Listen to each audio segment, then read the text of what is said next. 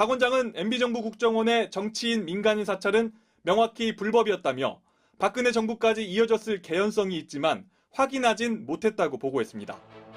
국민의힘이 정권을 잡았던 이명박 정부에서 국정원을 통해 조직적인 정치 사찰을 벌였다는 사실이 속속 드러나고 있습니다. 당시 청와대 민정수석실이 국정원에 지시하여 여야 국회의원은 물론 민간인들의 신상 자료를 관리했다고 전해지는데요.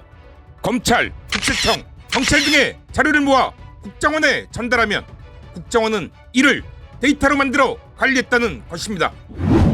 이렇게 만들어진 불법 자료들은 정권에 반대하는 정치인들이나 민간인들에 대해 견제 차원으로 사용됐을 것이라 추측되고 있는데요. 공권력을 이용한 민간인 불법 사찰. 이것은 21세기 대한민국에서 상상도 할 수 없는 반헌법적이고 반민주적인 중대 범죄이기에 불법 사찰에 가담하고 동조했던 책임자들을 색출해야 하는 것은 물론 이들에 대해 엄중한 법적 책임을 반드시 물어야 한다 생각합니다. 이명박 정부 시절 청와대에서 홍보기획 비서관과 정무수석을 지냈던 국민의힘당 박형준 부산시장 후보. 그는 평소 이명박 정권 당시 국정원의 정치 개입과 불법 사찰 사실을 알지 못했다고 주장해 왔습니다.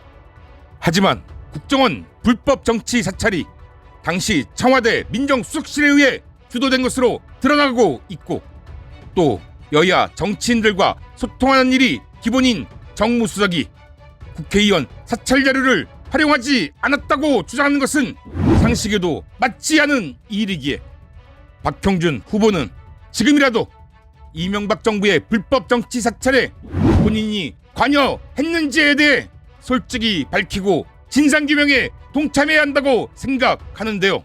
2009년에서 2010년 초까지 이 정무수석을 했어요. 네네네.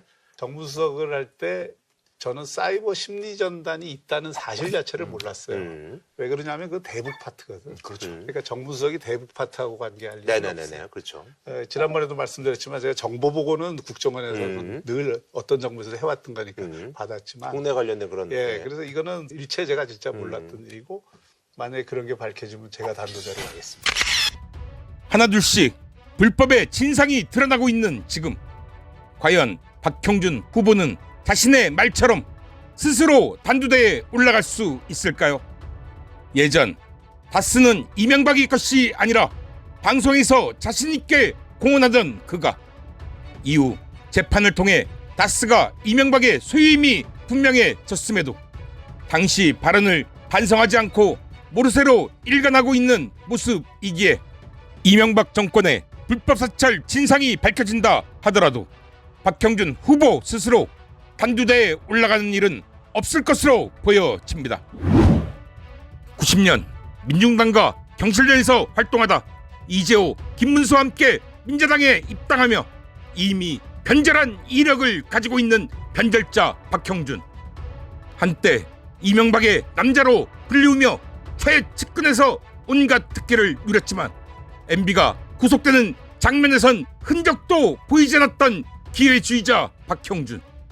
이제 반헌법적이고 반민주적인 불법 사찰의 핵심 인물로 떠오르고 있는 그가 스스로 밝힌 바처럼 단두대로 올라가지 않는다면 투표를 통한 부산 시민들의 준엄한 심판을 피해가지 못할 것이라 생각합니다.